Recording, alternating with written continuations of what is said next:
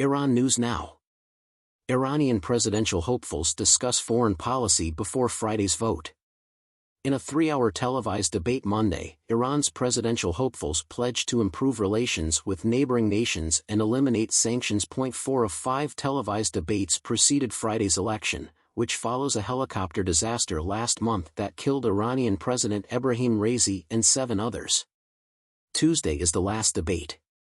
Connect and discover sale, 25 cents. Unlimited digital access to local news. All contenders committed to lift Western sanctions on Iran. Although their views differed, we will surely negotiate and obtain an agreement to resurrect a nuclear deal with world powers that President Donald Trump pulled the U.S. out of in 2018, said hardline pragmatic Parliament Speaker Mohammad Bagher Kalibaf, a leading candidate. Under his leadership, Iran will gradually relax sanctions, taking step in reply to step from the other side. Hardline candidate and former nuclear negotiator Saeed Jalali said, "We should make the adversary regret economic sanctions against Iran." He suggested improving economic links with Latin America and Africa to ease restrictions. Parliamentarian and reformist Masoud Pezeshkian stated, "We have to overcome our problems with the world, we have to reconcile issues about the nuclear accord." Pezeshkian claimed he would not tolerate occupation and genocide, referring to Israel's attack against Gaza, without identifying a nation. The other 3 hardliners also pledged to lift sanctions. Vice President Amir Hossein Kazizadeh Hashemi remarked, "We can deal with Trump and impose our demands on him." Hardline candidates blamed Iran's isolation and foreign relations problems on previous moderate President Hassan Rouhani, who struck the nuclear deal with world powers in 2015. Many Rouhani allies and colleagues back Pezeshkian. Supreme Leader Ayatollah Ali Khamenei decides all state decisions, including nuclear negotiations and foreign policy. All candidates pledged better relations with neighbors and urged Iranians to vote. Raisi won Iran's 2021 presidential election with the lowest turnout ever. Iran's speedy nuclear program, arming Russia and Ukraine, and widespread opposition crackdowns have raised tensions with the West ahead of this week's election. As Iranian-backed Houthi rebels in Yemen assault ships in the Red Sea in reaction to the Israel-Hamas war in Gaza, Iran's support for armed proxy forces across the Middle East has come under scrutiny.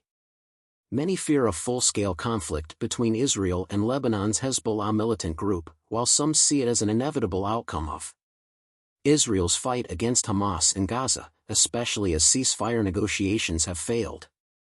It could be the most catastrophic war any side has ever seen. Both Israel and Hezbollah learned from their 2006 month-long draw. They've had nearly 9 months to prepare for another war while the U.S. tries to avert a wider conflict that may provoke Iran and risk U.S. personnel in the region. Here's a look at each side's preparedness, war scenarios, and prevention efforts. After Hezbollah abducted 2 Israeli soldiers and murdered 3 others in a cross-border raid, the 2006 war began 6 years after Israeli forces departed from southern Lebanon. Israel launched an air and land invasion and blockade to liberate the hostages and destroy Hezbollah's forces, but it failed. Israeli airstrike devastated South Lebanon and Beirut's southern suburbs. Hezbollah bombarded northern Israel with thousands of unguided rockets. At least 1,200 Lebanese civilians and 160 Israeli soldiers died in the fighting. According to a UN resolution ending the war, Israel must withdraw from Lebanon and create a demilitarized zone on Lebanon's side. Even with UN forces, Hezbollah operates in the border area, while Lebanon claims Israel violates its airspace and occupies Lebanese territory. Amid escalating rhetoric and concerns of a confrontation, UN Secretary-General Antonio Guterres warned last week that an Israel-Hezbollah battle could be a calamity that goes far beyond the border, and frankly, beyond imagination. Iran backed after Hamas' October 7 attack on Israel, a regional ally. Hezbollah fired rockets into northern Israel the next day. Since then, Hezbollah and Israel have traded near-daily cross-border strikes, intensifying. Israel targeted Hezbollah and Hamas leaders in Lebanon. Over 450 individuals, predominantly Hezbollah and allied fighters but also 80 civilians and non-combatants, have died in Lebanon, and 16 troops and 11 civilians in Israel. Both sides have displaced tens of thousands. No return is imminent. Last Monday, the Israeli army approved and validated plans for an invasion in Lebanon, but the political leadership must decide. Hezbollah has released drone videos of Israeli sites with the caption, "Whoever thinks of war against us will repent it." If Israel does, Hassan Nasrallah has threatened a without-limits conflict. Hezbollah refuses to negotiate a border ceasefire until Gaza has won, which seems improbable. Since 2006, Hezbollah and Israel have strengthened, although both are more fragile.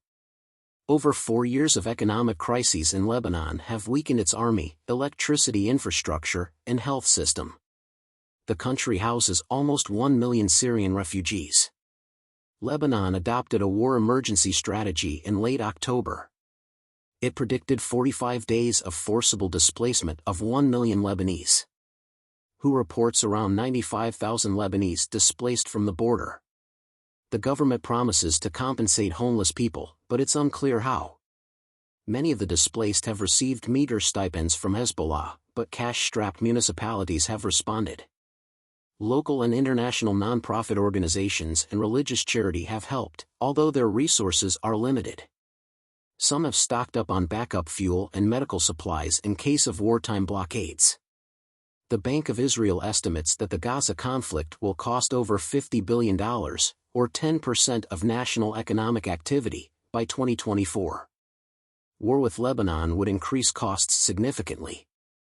Because of Hezbollah squads near the border, Israel has evacuated 60,000 civilians from areas with no rocket warning time. Hezbollah's rockets and missiles can reach Israel, therefore evacuations are pointless in a confrontation.